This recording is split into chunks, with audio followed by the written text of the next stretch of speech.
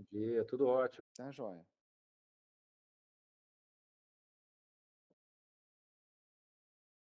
Tá. Então, bom dia aos presentes. A gente agora vai dar continuidade à Semana da Cultura Audiovisual, nessa palestra sobre o cinema no interior de São Paulo, que vai contar com a participação do João Paulo Miranda Maia. O João Paulo Miranda Maia, ele nasceu no interior do estado de São Paulo. Ele é graduado em cinema e mestre em multimeios na Unicamp. Na cidade de Rio Claro, ele funda um coletivo Aqui no Olho, no intuito de pesquisar e praticar através de filmes e ensaios. Com os participantes, cria equipes que produziram seus 3 curtas-metragens, Command Action, que passou no Festival de Cannes em 2015, e Semana da Crítica. A Moça que Dançou com o Diabo, que passou no Festival de Cannes de 2016, e teve menção especial do júri, e Meninas Formicida, que passou na Mostra de Veneza em 2017, na competição oficial. Em 2017, foi selecionada para a residência Cine Foundation do Festival de Cannes. Seu primeiro longa-metragem, chamado Casa de Antiguidades, fez parte da seleção oficial do Festival de Cannes 2020, Festival de Toronto, São Sebastião e outros. Para mediar essa palestra, eu passo a palavra para o professor Dr. Gustavo Sorans. Olá, tudo bem, pessoal? Obrigado, Luiz. Bom, a gente escolheu fazer assim essa parte da programação da semana acadêmica online, né? Ano passado a gente fez uma experiência assim e achou interessante repetir e fazer disso também uma ação periódica, né? De promover esses encontros não apenas presenciais, como a semana tradicionalmente, mas trazer também para o canal do YouTube do curso alguma conversa com pessoas que a gente tem interesse, né, em travar algum contato, sim. E hoje a gente vai receber aqui, então, João Paulo Miranda Maria, um cineasta de Rio Claro, cineasta brasileiro, que está agora já produzindo seu segundo longa, né, com uma trajetória internacional. Mas, além disso tudo, João Paulo tem uma presença muito importante, assim, numa série de ações que já ocorrem há bastante tempo, eu diria, que mobilizam o interior de São Paulo, e mobilizam grupos e coletivos e iniciativas que são relacionadas à produção de cinema e audiovisual no interior do estado de São Paulo. Então, João Paulo, bem-vindo, agradeço você aqui por estar com a gente nesse momento, ter encontrado esse espacinho para a gente bater esse papo. E para a gente começar, eu queria só que você falasse para a gente, João Paulo, onde você está agora, o que você está fazendo, e uma coisa para início mesmo. Tá, legal. Primeiramente, muito obrigado aí ao professor Gustavo e todos os alunos, a equipe aí do evento. Para mim é um grande prazer. Eu estou aqui na cidade de Montreuil, que é a cidade do Georges Méliès. Na verdade, é divisa com Paris, né? Na verdade, 15 minutos a pé eu estou em Paris, né? Então, eu também tenho metrô aqui perto de casa. Então, na verdade, é a Grande Paris que eles chamam, né?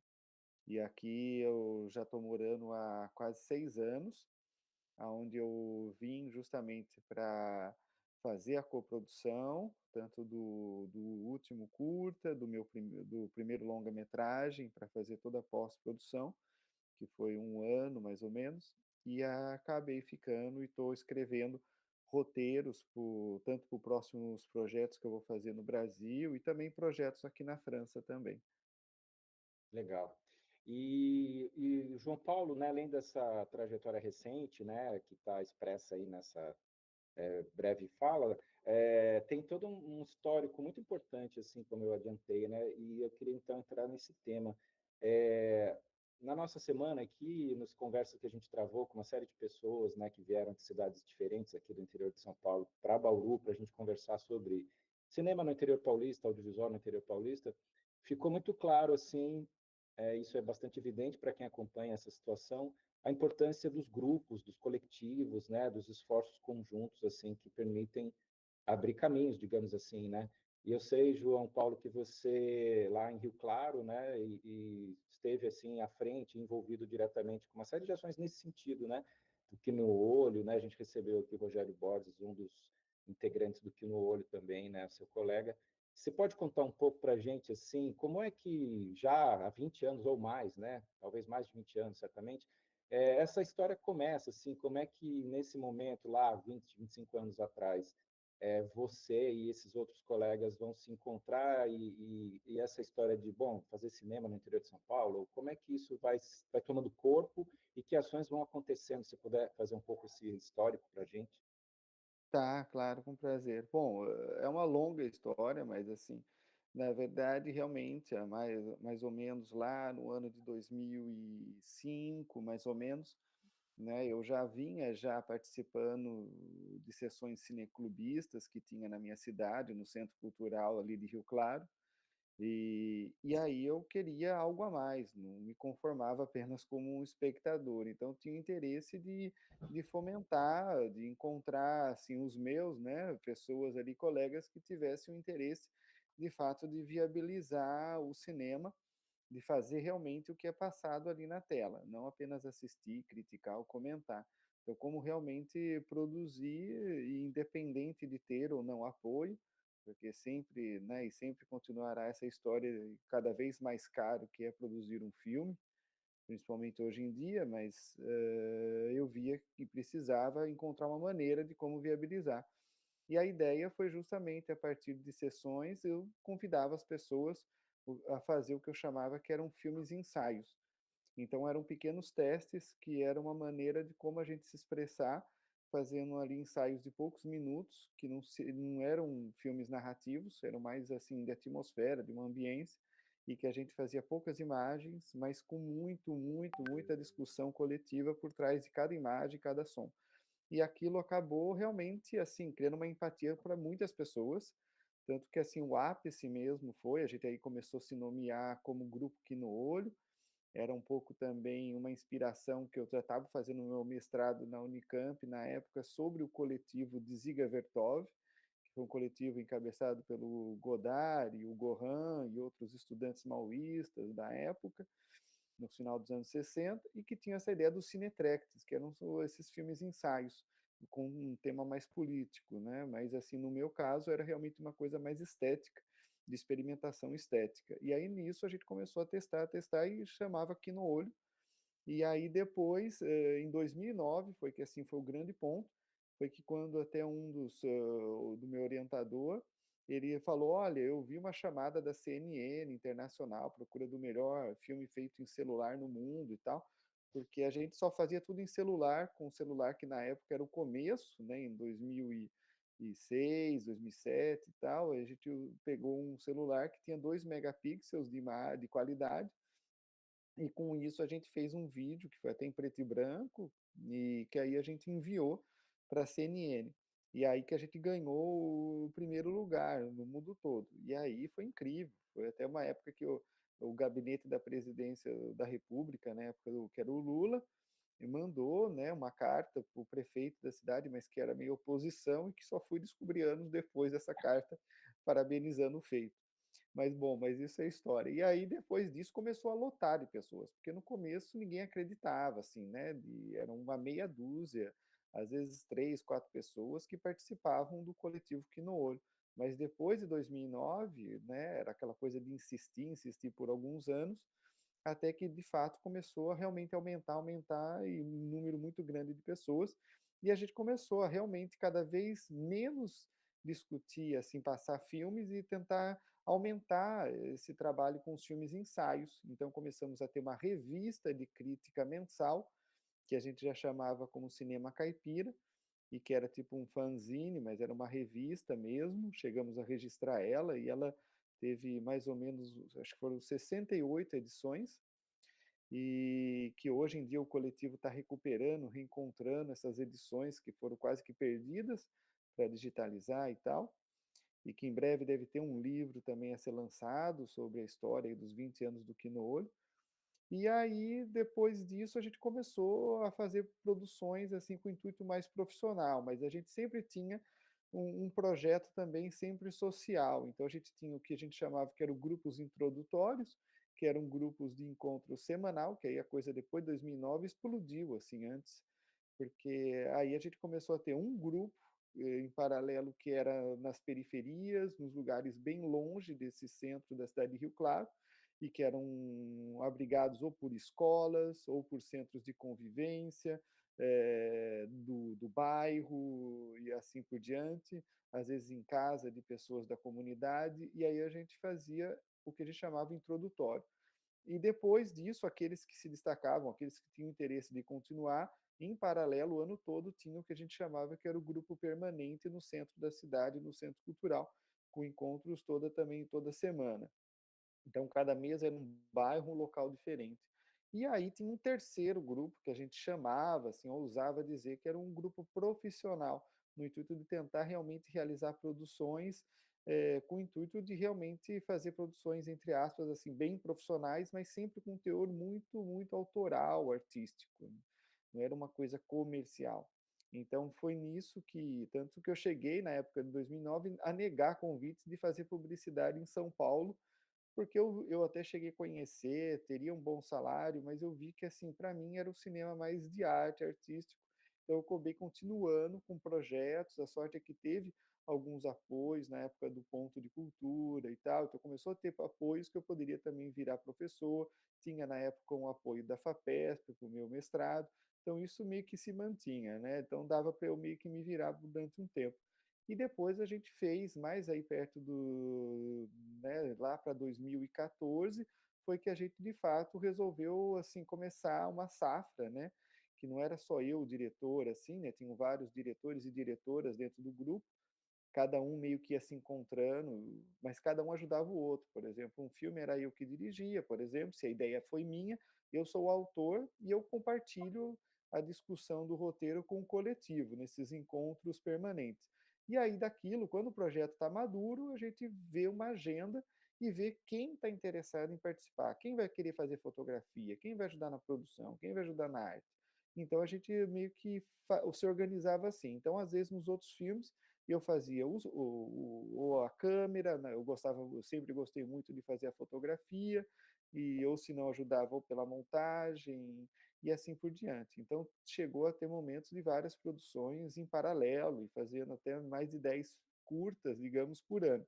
E aí eu cheguei a fazer, eu dirigi 3, que aí foi esse que foi o Command Action, e que a gente chegou a tentar pleitear recursos públicos, mas infelizmente não conseguimos, né?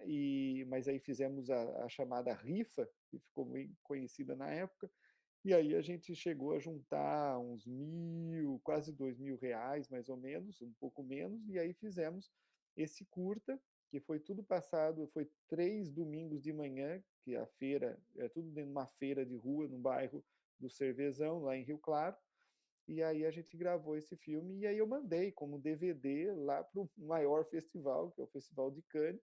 Nunca acreditaria que o filme fosse selecionado para competir lá.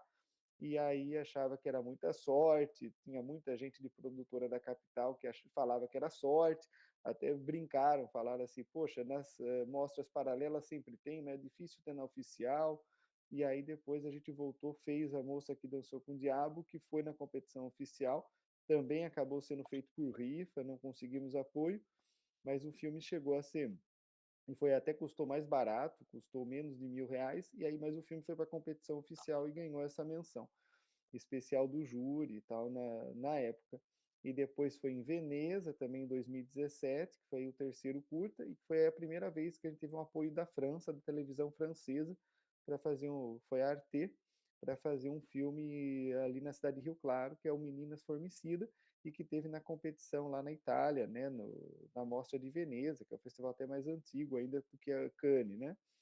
E aí foi mais ou menos isso, né? E aí depois aí chegou uma hora que aí minha carreira, digamos, solo foi aumentando, mas nesse momento, todos esses anos, em paralelo, começou a surgir outras pessoas, outros coletivos, principalmente após essa história do Festival de Cannes, que aí começou a surgir vários outros coletivos que também tinham a sua própria história, trajetória, e que buscavam também uma maneira de se viabilizarem profissionalmente de uma outra forma, fora do circuito ali da capital. Então foi um pouco isso, e eu sempre disse uma coisa dentro só para completar, essa coisa da revista Cinema Caipira não era à toa, esse termo caipira para mim era uma coisa muito forte, mas de vários sentidos, porque não é uma coisa rural, não é uma coisa assim não é uma coisa bairrista de um território, mas era uma questão do estado mesmo de ser, de tanto contemplar as ruas, e a gente brincava muito, falava, olha, fecha o Windows, né, a sua janela aí, hoje em dia falaria, fecha as redes sociais e vamos abrir a janela e ver o que está acontecendo ali na tua esquina, ver ali o que está acontecendo com o vizinho, e como isso tudo você incorpora e faz o seu filme. Então, essa coisa meio caipira no sentido de ver o que está em torno, é um outro tipo de contemplação, outro tipo de tempo, e também valoriza o que eu chamo que é valorizar o erro, ou seja, valorizar aquilo que não é tudo polido, não é tudo bonitinho, que é justamente o que acaba chegando a nós e que não é aquela coisa cinematográfica da maneira superficial que as pessoas imaginam. Mas é isso, desculpa aí a fala longa, mas é isso. Imagina, ótimo, é isso incrível mesmo. Eu queria insistir, talvez, um pouco na sua fala, fica bem claro, assim, né? A gente percebe bem essa ideia de uma cultura de cinema, né?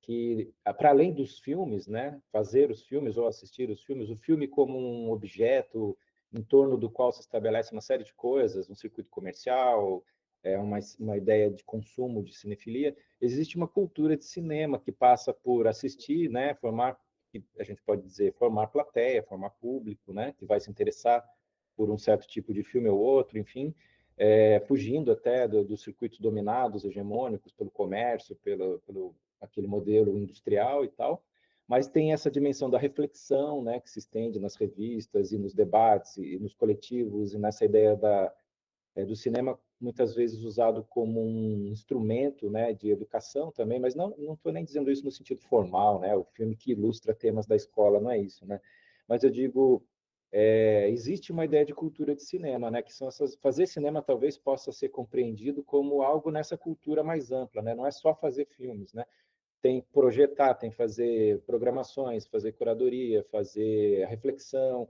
E você passou um pouco também, né, por essas questões, foi fazer o mestrado, ou seja, entrou na universidade fazendo um projeto de pesquisa na dimensão da reflexão, mas nunca se descolou, se desconectou dessa ideia da coletividade que pensa o ato, a produção, a filmagem, né, e as coisas vão se conectando. Então, eu queria que você falasse um pouco da sua experiência nesse trânsito, né? Também foi docente, né? Teve a experiência docente, mesmo dentro da instituição universitária. Então, essa ideia de uma cultura de cinema que se dá nesses âmbitos todos, né? Que conecta a reflexão com a prática, com a fruição, né? Se puder falar um pouco com a docência, né? E tudo isso, falar um pouco da sua experiência conectando essas coisas todas. Né? Sim, não, é um prazer. Então, realmente, assim, essa parte, a teoria para mim sempre teve junto a toda a parte prática. Então, eu não conseguia conceber, digamos, assim, uma maneira de separar as duas coisas, porque eu sempre vi que, assim, para fazer cada imagem, cada som, precisa existir toda uma discussão atrás disso. Então, ou seja, você não pode fazer à toa. E não é uma coisa assim que vem de livros ou de uma concepção apenas teórica no sentido que outros disseram. É fundamental saber com certeza o que todos, o máximo possível, né, que os outros já disseram a respeito, mas é justamente você procurar uma maneira de como olhar para a tua realidade, você observar a tua realidade e que depois de assim de anos de, digamos, um certo aprendizado e uma certa leitura, você vai lidar com a realidade tal como ela é, e aí vai ter muitas coisas que realmente vão surgir pela observação, e que para mim também é um trabalho teórico, porque você precisa contemplar, você precisa ter um tempo de reflexão, você tem que pensar o cinema como uma ferramenta também filosófica de vida, onde você tem que enxergar o que está acontecendo ali na tua frente, o que acontece ali nas pessoas, naquela realidade, e é aquilo que você vai justamente valorizar, repensar, para ter muito uma justificativa de você ligar a tua câmera. E não é porque fazer cinema pode ser caro ou não, você pode, independente que seja com um celular, ou seja uma câmera de película, o que quer que seja, você precisa de fato ter uma certeza de que cada imagem, cada elemento que você usar ali, ele está tendo um motivo ali, ele não está vindo de uma maneira gratuita. né? É claro que você, como um artista, é uma esponja que sente e que é influenciado de tudo que está vindo em torno. Então, você não pode nem ter um pré-julgamento, longe disso, você tem que observar, sentir, ter uma grande empatia para se colocar no lugar dos outros, e após todo esse tempo é que aí você vai poder criar uma síntese do que de fato você pode ali construir como imagem ou de som. Então é um trabalho mesmo de reflexão, de muito pensamento, e aí com o coletivo era uma coisa incrível, porque eu adorava ao mesmo tempo compartilhar, é quase como se fosse uma discussão filosófica, né, uma coisa quase meio grega, uma coisa como se tivesse ali no junto com as pessoas conversando, compartilhando e olhando para um objeto, um elemento, um sujeito e pensando em voz alta o que seria a melhor imagem, o que seria melhor, e sabendo que eu não sou o dono da verdade, como as pessoas vão falar, como vão sentir aquilo, e cada comentário que vem não é à toa, e que a gente vai ali retrabalhando uma dialética ali entre nós todos para chegar ali num ponto. Então, mesmo como docente, né, como eu fui na Unimep, em Piracicaba, eu também, assim, além de passar o que seria, né, obrigado, você tem que passar uma história do cinema, você tem que passar ali um conceito, né, técnico e tal, mas que o interessante era justamente quando surgia esses momentos práticos, que eu fazia de tudo de existir dentro ali de sala de aula, onde que tanto dentro da sala, como às vezes no próprio espaço do campus, de como exercitar uma reflexão cinematográfica e prática. Então isso daí era uma coisa que eu também tinha muito interesse também de provocar. É claro que eu senti também uma diferença de público também, né? Então, quem era um tipo de público, no caso era uma Unimep, era alunos ali de uma faculdade particular, mas que também tinham os seus desejos, porque estavam ali, qual que era o interesse acadêmico de fato, ou qual que era o objetivo ali, onde eles queriam usar na vida deles.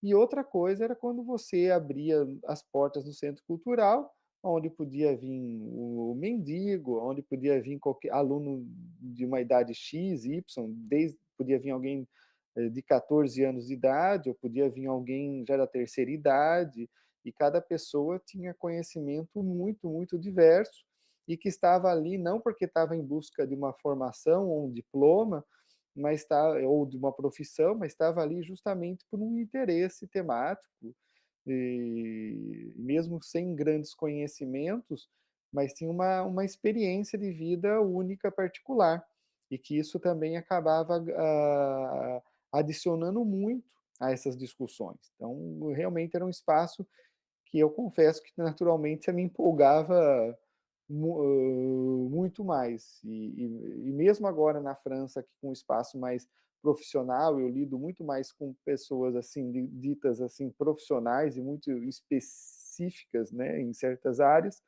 Então são pessoas que têm mais um olhar mais frio e técnico às coisas, né, muito mais racional e lógico. E muitas vezes me faz muita falta, né? Assim, eu sinto muitas saudades dessa discussão meio amadora, artesanal de fazer e pensar cinema. Legal. Acho que dá para dizer assim que a sua trajetória, né, individual com os curtas, sem querer desconectar isso dessa experiência toda, mas assim destacar essa trajetória dos curtas, ela, digamos assim, alcança uma visibilidade internacional rápido, né? Seu primeiro curta passa em Cannes, ganha visibilidade, destaque, enfim, presença. Você até comentou, o pessoal dizia que era sorte, né? O pessoal da capital, quem estava, digamos, fazendo cinema profissional, né? Mas aí o que eu queria é que você falasse um pouco, e quando o teu cinema, vamos chamar assim, chega então e acessa esses festivais, Veneza, Cannes, teus filmes todos passam em Cannes, qual é a recepção, a maneira deles verem os filmes? Porque assim, um cineasta do interior do Brasil que mostra um outro Brasil, digamos assim, ou um outro modo de ver o Brasil, né? Outras paisagens, né? Quer dizer, tudo isso que você destacou como fazendo parte dessa ideia de cinema caipira, né? Outro tempo, outra temporalidade, outra vivência, outras texturas, outras, né, maneiras de contemplar. Então eu queria saber um pouco como foi a recepção, que tipo de comentários você ouviu, como é que que essa ideia de, olha, esse cineasta do Brasil, mas que histórias são essas e que Brasil é esse, né? Como é que foi essa repercussão? Porque, em geral, o Brasil é visto de modos muito específicos, digamos assim, né? É uma certa ideia clichê, que muda no tempo, claro, mas existe sempre uma visão clichê, assim, né? Rio de Janeiro, e depois agora a Amazônia, enfim, tem maneiras de ver um certo lugar, como o mundo todo, talvez, mas o Brasil é um desses lugares visto a partir de alguns clichês, né? Alguns tropos, assim. E o teu cinema um pouco foge dessas coisas, desses lugares, né? Desses lugares já previamente cifrados, digamos assim, né? Então eu queria ouvir de você um pouco os comentários que você ouviu, como é que a recepção desses filmes foi acontecendo e essa percepção desse público que está fora do Brasil, vendo seus filmes que olham o Brasil de um outro jeito também. Tá. Olha, realmente, assim, as pessoas ficam muito surpresas, né, porque, no festival, né, eles avaliam como é um festival que justamente está valorizando uma questão da linguagem, então eles procuram ali realmente olhares muito únicos, muito singulares, então não é apenas, de ser diferente, mas que tem uma propriedade naquilo que diferente que está fazendo.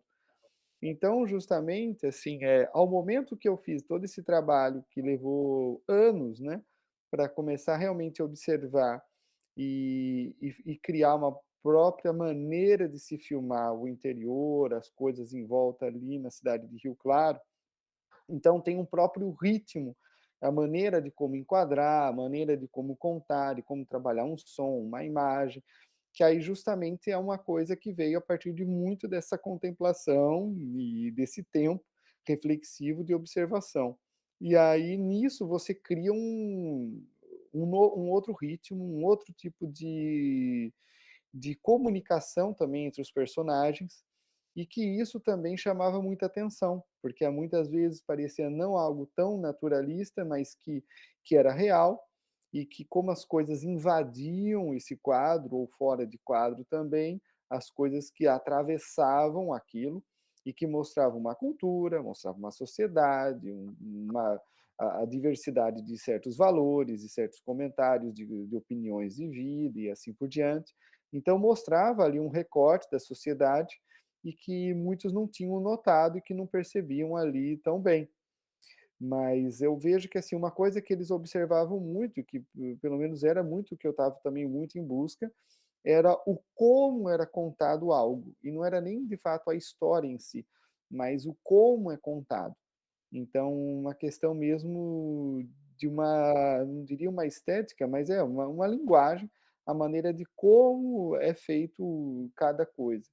Porque às vezes, né, eu sempre tive esse receio de pegar, sei lá, de querer fazer filmes em cima de temas na moda ou do que é o politicamente comentado, e isso daí muitas vezes eu pensava que era uma maneira que poderia cair num buraco ou fazer uma coisa muito superficial, e que eu via que eu precisava de fato fazer coisas que estavam muito, muito próximas de mim, então quanto mais íntimas possíveis e que realmente me mostravam uma realidade, mesmo que eu não goste dessa realidade ou sei lá, ou que eu não entenda ela muito bem, mas é uma coisa que me provoca e me toca e que existe e que eu preciso ter um certo respeito e ter um relacionamento em cima daquilo. Então então por isso quando eu falo um cinema caipira, justamente tem essa coisa de fora da moda, às vezes uma coisa fora do que é o comum, né, o padrão, e que tem o cafona, o brega, e que tem, sabe, esse lado rústico, esse lado também de erros, de equívocos. Então, para mim, uma coisa natural e uma coisa mais verdadeira, ela vem de um embate de grandes conflitos internos. Então, não é uma coisa que é uma bandeira que levanta e que está falando sim, que está dizendo de maneira clara e totalmente fácil de quem ela é. Então, cada sujeito é uma enorme complexidade, né, de histórias, memórias e de situações. Então, tudo isso tinha que estar ali, de alguma maneira, expressa nas interpretações, no enquadramento, no trabalho com o som. Então, tinha todo esse, digamos assim, esse zelo ali para ver aquilo. Mas chamava muita atenção porque acabava resultando numa coisa singular, uma coisa que as pessoas não reconheciam. Até alguns arriscavam. Eu lembro que um que era um dos programadores do Festival de Cannes, né? E que quando o segundo filme, A Moça que Dançou com o Diabo, foi para lá, ele achou que o filme tinha sido feito no Rio de Janeiro, porque ele viu ali alguma imagem ali de um terraço, de uma das cenas, e ele imaginou que talvez lembrou algum tipo de paisagem que ele achava que era de tal lugar, mas na verdade foi feito tudo em Rio Claro, né? Então, e que não estava tendendo a imitar nada. Então, eu acho que assim, a primeira coisa é não imitar nada, é tentar encontrar uma coisa autêntica tua, sua, do seu espaço ali em volta, e que esse é a melhor maneira de você construir uma coisa mais sólida, né? Porque o meu interesse não era fazer um filme que só por um tema chamasse atenção e que as pessoas gostassem daquela história. Eu não queria ser, sei lá, um cineasta de um filme só, mas de realmente criar também um cinema de uma carreira, de uma linguagem, né? Uhum. Legal. E aproveitando o relato todo da tua trajetória, assim, e pensar a sua trajetória recente, a trajetória anterior, digamos, e a trajetória recente, em termos de cinema mais autoral, se valoriza muito a ideia do diretor, do autor, né? Essa política dos autores, depois, enfim, o cinema moderno, a consolidação dessa ideia da centralidade do diretor e tal. Contudo, há toda uma dimensão coletiva, né, presente nessa experiência, nessa trajetória, e eu sei que nos seus filmes também pessoas que te acompanham nessa trajetória estão também, né? E eu queria então te ouvir um pouco sobre essa importância da coletividade no cinema, né? E da importância da sinergia criativa, da colaboração com pessoas-chave, digamos, né, no processo de fazer um filme. Também porque a tua experiência mais recente te coloca, como você mesmo já falou, em contato com essas outras pessoas que estão inseridas numa ideia de cadeia produtiva, né, que é transnacional também, que, como você mesmo colocou, se posiciona de modo racional e instrumental na coisa, né, do tipo, ó, isso aqui está colocado nesse eixo, naquilo, e as coisas funcionam assim, o assado, e vão buscando objetivamente certos resultados, ou o que seja.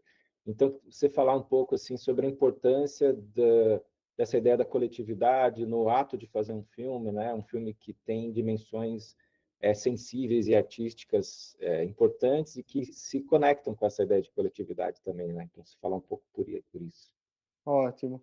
Porque, assim, é meio que de praxe, né? Sempre as pessoas dizem que estão à procura de parceiros criativos. Mas, assim, até hoje em dia é na moda. Os produtores hoje em dia se dizem e querem ser criativos, mas na verdade querem, de fato, interferir no processo do roteiro, no processo criativo e muitas vezes podar um pouco, ou direcionar o seu projeto para uma linha mais comercial, digamos. Então, isso já é um dos problemas que eu convivo e muito com os parceiros comerciais. Então, se você aceita um certo parceiro comercial, digamos, um produtor de determinado tamanho, ele vai dizer que ele vem como contribuidor, digamos, artístico, criativo, mas, na verdade, muitas vezes está justamente tentando direcionar o projeto, por exemplo. Mas, assim, o que eu vejo é assim, com a experiência do Quinolha, é uma coisa completamente diferente, e que, assim, a parceria, essa participação criativa é um outro tipo de nível, é uma coisa assim, no sentido que você não está exigindo do outro uma capacidade técnica e fria. Você quer que a pessoa esteja ali verdadeira, que ela se entregue ali, que ela esteja ali participando, e aonde ela vai poder também comentar coisas que até saia do que a pessoa está ali participando naquele dia. Então, ou seja, porque diferente de qualquer outra obra, de outro trabalho artístico, por exemplo, uma pintura, que é uma coisa, digamos, sola, que você trabalha com tintas, com uma tela em branco, no cinema você abre uma câmera, né, e você se lida com a realidade tal como ela é. Os prédios, as ruas que foram construídas daquele jeito por inúmeras razões, e você não vai mudar a rua. Você não vai mudar o jeito da pessoa, se ela acordou de mau humor, se ela está naquele dia daquele jeito. Então, você não controla. Então, você justamente é influenciado. Então, ou seja, então, quando você tem um trabalho de um coletivo, onde de fato são pessoas que você muito confia e que estão ali não por dinheiro, que elas estão ali realmente por um interesse maior, aí a coisa é linda e maravilhosa, porque aí realmente as pessoas ali vão te falar coisas verdadeiras e vão te contribuir de uma maneira além do lado técnico. Então, essa coisa, para mim, sempre valia muito mais a vontade das pessoas estarem ali, digamos, naquele set, ali na filmagem, do que a pessoa que teve uma biografia enorme de experiência técnica chegando ali. Então, ou seja, isso daí é uma coisa que realmente eu tento tentar como eu consigo, de alguma maneira, né, ter essa carta branca dos produtores, aqui é muito falado carte blanche, essa coisa de você ter uma carta branca, onde o seu produtor deixa você escolher as coisas da sua maneira. Mas é muito difícil, é muito raro, porque você precisa ter aí vários filmes, uma carreira muito consolidada, para que eles te confiem desse modo. E então por isso que é difícil, mas eu quero muito, cada vez mais, voltar a esse tipo de origem, né. Mas, assim, a questão é que a gente quer o melhor dos 2 mundos, a gente quer ser tratado como profissional, quer ganhar para ser profissional, quer pagar toda esse sua equipe profissionalmente, e ao mesmo tempo você quer que as pessoas não estejam ali, meramente pelo dinheiro. Então é uma coisa que eu acho que vai para vários tipos de trabalho, não é só o cinema, e que isso interfira. Mas eu vejo que, assim, isso não tem nada, assim, não é um conflito com o que seria uma direção, o que seria um trabalho coletivo, porque eu acho que, assim, às vezes quando a pessoa no olho sempre chegava com uma ideia, a pessoa teve aquela ideia. Então, ou seja, a pessoa já é uma autora daquela ideia.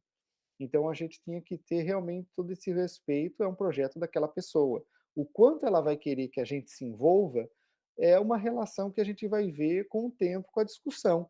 Como a pessoa vai querer ser influenciada pelos outros, quem que ela realmente quer que confie, que ela quer que esteja ali junto a ela nesse trabalho. E que mas que toda na hora do trabalho era uma coisa coletiva, né, então, ou seja, onde você tinha uma ajuda ali de outra forma. O problema é quando a gente via em alguns momentos, que nem os filmes ensaios. Os filmes ensaios, de fato, não tinham uma direção única, era realmente uma direção coletiva. Os filmes ensaios era de um encontro e todo mundo que estava ali era o diretor também, diretora. Então era uma discussão em conjunto. Só que muitas vezes, quando tinha uma ideia, um roteiro, a coisa não dava muito certo na hora de um set de filmagem, ter várias pessoas que discordam e que ali precisa ter um fluxo. Aí precisa de alguém, de alguma maneira, orientar ou que saiba para que caminho que as coisas devam ir. Então, era um pouco esse que foi o processo natural que a gente chegou, né? E que foi uma coisa meio que foi um processo natural e eu vejo que foi um caminho bem interessante, mas é essa coisa utópica de fazer um filme totalmente, sei lá, todo mundo é diretor, que todo mundo faz junto, talvez, é muito bonito tudo, mas eu vejo que, assim, depende do tipo de projeto, do tipo de coisa que você vai fazer. A gente via que no caso ali não era tanto isso. Eu acho que o que a gente queria, e que eu vejo que ainda quer, e muitos no Ensine querem isso, é criar não digo uma cadeia produtiva comercial, mas é criar alguma cadeia, uma estrutura coletiva, aonde a gente consiga viabilizar filmes de uma maneira, digamos, mais fácil, que valorize essas pessoas no interior e esse, digamos, saber fazer, né, essa coisa que não significa que vem de uma capital ou que vem de uma experiência, X ou Y, mas que vem mais de uma vivência. Então isso daí é uma coisa que realmente muda bastante. Legal. E a gente já está, né, chegando perto do nosso horário aqui também, um tempo de conversa que a gente aguenta hoje em dia online, né?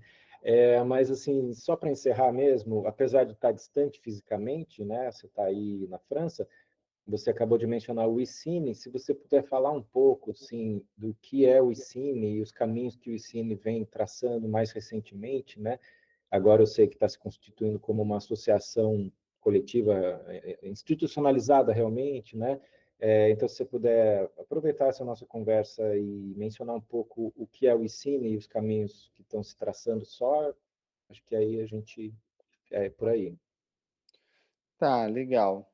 Também eu fico à disposição também para mais perguntas, e assim, até eu posso ficar um pouquinho mais de tempo, se necessário, mas eu preciso mesmo 11 horas aí em ponto mesmo terminar. Uhum, Mas, bom, sobre o ensine, assim, foi um processo que eu fui acompanhando nos últimos anos que eu estava em Rio Claro com o Quino-Olho, e que aí, conforme eles viram, eu vejo que assim, o Quino-Olho acabou sendo também um dos faróis ali naquele momento, porque viu que a gente podia furar a bolha. Ou seja, que as pessoas antigamente tinham esse processo, até participavam em certos coletivos, mas em algum momento, sabe, ficava com sempre aquele sonho de conseguir uma vaga, um emprego, uma oportunidade de trabalhar na capital. Então aí as pessoas saíam dali do interior e iam ali para a capital. E então, aí o que acontece é que aí então quando vai então ali para a capital, o pessoal vai e entra naquelas produtoras e faz publicidade, ganha o seu dinheiro, e muitas vezes até esse sonho de ser cineasta ou de fazer filme acaba deixando de lado. Mas aí no caso no Ensine, era essa vontade de realmente profissionalizar ali o interior, sem essa necessidade de ter essa fuga, né, essas pessoas quererem ir, como por exemplo do Quino Olho, que realmente consegue fazer um filme de A a Z, ou seja, que funciona, fura a bolha, se destaca em grandes festivais, que pode ser distribuído, que pode passar em televisões, então passar em várias TVs no mundo afora, não só no Brasil. Então foi sabe, o mundo se abriu e a gente viu que assim era possível outros fazerem isso. Então começou esse resgate, né, como um fórum de discussão, encontrar quem são esses outros coletivos, quem são esses outros grupos, assim como existe o Quino Olho, tem outros. E aí começou a mapear. Então eu vejo que o Cine começou com uma ideia de primeiro mapear, entender quem são esses, quais são esses coletivos, quais são as cidades, e aí depois, que aí realmente agora, um mais maduro, que já teve já vários encontros também anuais, aonde se encontraram. Eu tive a oportunidade de estar com um dos encontros, que foi lá em Assis e tal, e que aí a coisa foi, né, aumentando, e agora nós estamos, né, criando aí tal, oficializando mesmo a associação. Vai ter agora um encontro, uma assembleia geral, e eu vejo que, assim, tem muita ambição. A ambição de pensar também em novas tecnologias, plataformas, distribuição. Uma coisa que eu bato muito é a distribuição, porque às vezes eu vejo que assim a produção hoje em dia, com todas as tecnologias, assim, elas podem ser viabilizadas com também baixo custo. É claro que também tem uma ala e tem muitas pessoas que gostariam e querem, e tem toda a razão, de conseguir orçamentos grandes, assim como a capital. Porém, eu penso muito que, assim, é possível fazer projetos de diferente tipo de escalas, e que não quer dizer que um é menor do que o outro, mas que pode ter tamanhos de orçamentos diferenciados, tamanho de equipes diferenciadas, e que também vão ser ali, digamos, entre aspas, filmes, produtos finalizados, e que merecem ser distribuídos. E aí pensar como vai ser distribuído. Como vai ter, por exemplo, em Portugal, tem uma agência de cinema que agencia todos esses filmes independentes que são produzidos pelo país. E também na França existe tanto plataformas que são exclusivas só de documentário francês, como é o Tank, por exemplo, que é bem revolucionário, surgiu numa cidadezinha minúscula, né, da Campanha, e que eles criaram a sua própria Netflix só de cinema documentário e de arte, que funciona e que tem os abonnements, né, o pessoal que apaga e tudo mais, e que é super barato, 1 ou 2 euros, eu acho, e assim, é uma coisa que são possíveis. Então, acho que assim, é interessante saber que existem muitas coisas, que não é só, sei lá, a Globo, que não é só a Netflix, como tentar, de fato, criar uma distribuição, tanto pensando como os seus filmes podem ser visíveis dentro ali do seu espaço, serem distribuídos, serem exibidos, isso dentro de cineclubes e tudo mais, mas como eles podem ganhar uma escala, muitas vezes até internacional, e que aí eu vejo que também é uma coisa que me interessa muito poder contribuir nesse ponto. Uhum. Então acho que o Cine está indo para esse lado, assim, né, de que realmente comprovar que tem um bom número ali, um catálogo de produções e que precisa ser distribuídas, precisa ser realmente vistas, né? Uhum. Legal. E aproveitando então esses minutinhos aí que a gente tem até ter horário, penso numa questão assim que tem a ver com a distribuição e com o acesso às obras, né? E tem a ver com essa ideia toda de cinema caipira, mas não como um tipo, mas como a expressão de uma temporalidade, um modo de sentir, né? Enfim, a paisagem e tal. O interior de São Paulo, principalmente aqui o centro-oeste paulista, onde está Bauru, né? E essa região também que Assis, Marília, enfim, lugares que têm coletivos que estão conectados aí, que estão no ICINE e tudo, são lugares bastante identificados com o agronegócio, digamos assim, né? Com o imaginário do agronegócio, a estética do agro, vou chamar assim, que é a estética hegemônica, né? Do mercado, que, enfim, domina a música, por exemplo, e domina o imaginário, né? Desses lugares também. E aí eu penso, conectando um pouco tudo que você falou e a sua trajetória, isso que a gente conhece recentemente do ICINE, desses grupos, qual que é a importância de disputar esse imaginário, né? Também, de que essas histórias sejam mostradas, não só histórias no sentido narrativo, né? De que tem histórias, mas dessas paisagens, né? Paisagens que são humanas também e tal, e que elas sejam registradas e mostradas e, claro, precisam ser vistas, porque eu diria que a gente, de algum modo, trava isso, essa disputa de um imaginário importante de ser feita, porque isso se reflete numa dimensão política mesmo também, né? Se você puder falar um pouco disso. Sim, sim, com certeza. Eu acho que assim, a questão é que muitas vezes a gente fica muito podado, digamos, a gente se sente quase um vira-lata às vezes, porque muitas vezes as pessoas, né, elas tentam imitar certas receitas. Então, ou seja, tenta imitar alguma coisa que foi vista, ou que acha que deu sucesso. Então, assim, o sucesso é uma coisa muito, muito abstrata. Então, o que que dá certo, o que não dá certo. Não existe o certo e o errado, mas existe o que não é, digamos, verdadeiro, o que não é, sabe, não é uma coisa natural, que você não pode forçar uma coisa que não exista, você não pode querer, mesmo que você queira, como já existia gente no Quinoa, falar, pô, eu vou fazer um faroeste, eu quero fazer um filme tipo medieval. Eu falei, olha, não adianta forçar, porque não é questão de ter objetos de cena, não é questão de imitar, não é nada disso, é que não é verdadeiro, não é uma coisa honesta, porque não é isso que acontece. Então você precisa ter uma enorme humildade de você estar ali como uma esponja e observando e pegando e valorizando as coisas que estão do teu lado ali, coisas que são certas e erradas, sabe? Então você precisa valorizar o que tem à tua volta.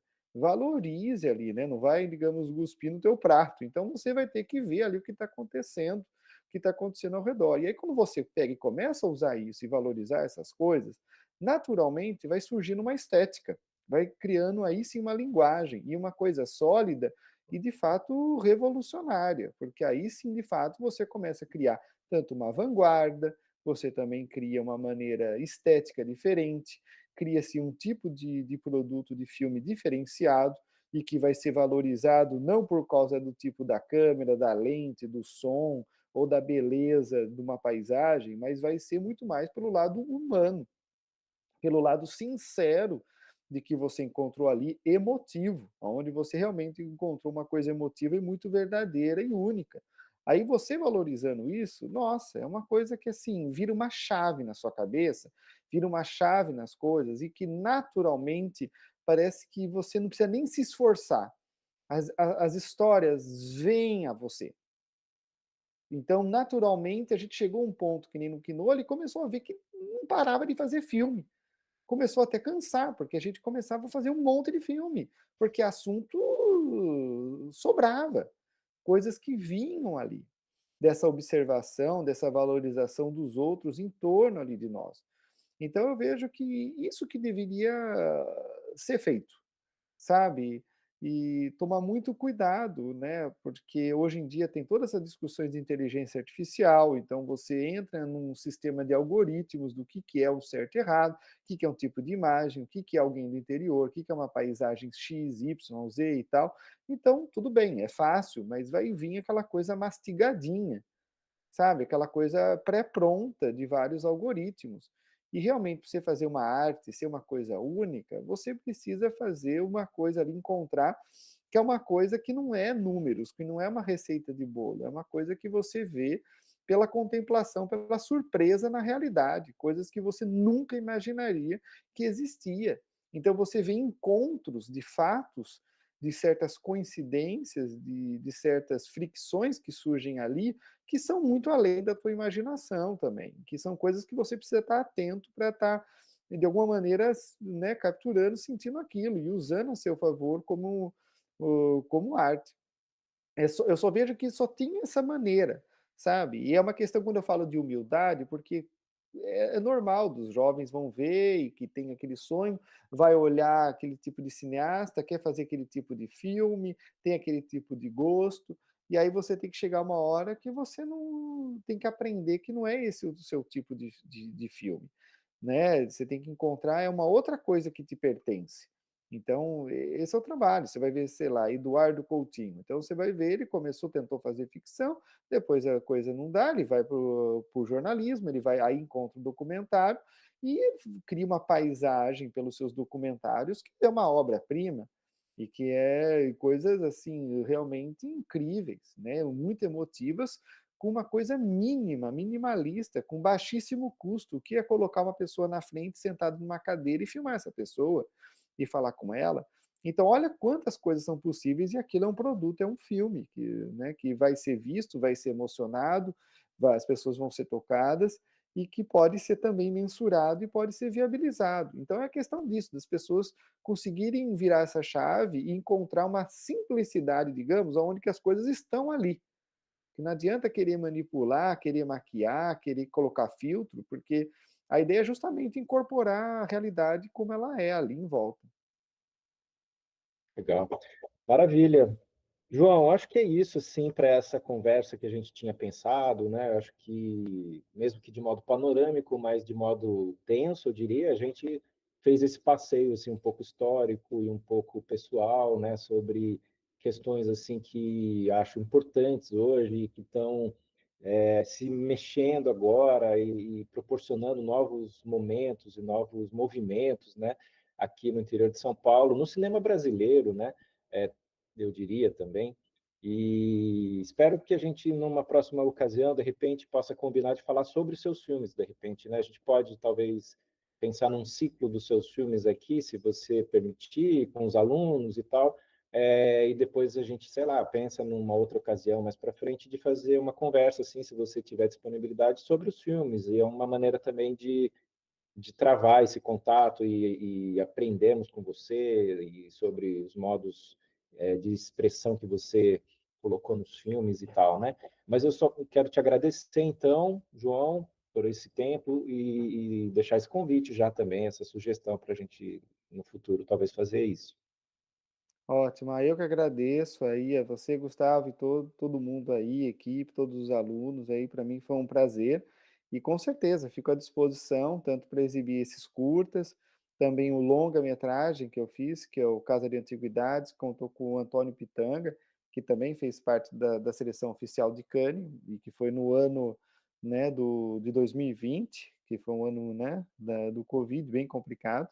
O filme chegou a ganhar vários prêmios também, tanto da crítica internacional, FIPRESS, da crítica também nos Estados Unidos, que isso abriu também outras oportunidades também nos Estados Unidos, de possíveis parceiros. Então eu vejo que, né, são coisas, experiências que eu adoro compartilhar e será um maior prazer aí poder compartilhar os filmes e depois a gente conversar.